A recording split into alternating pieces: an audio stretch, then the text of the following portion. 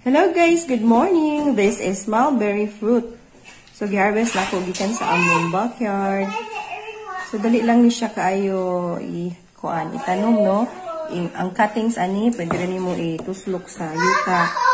And then watering every day para mabuhi siya.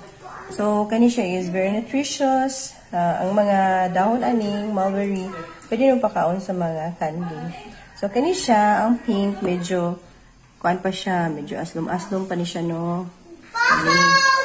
So, pero ripe na siya. Pero ang pinaka-tamis, kanina siya, kaning dark.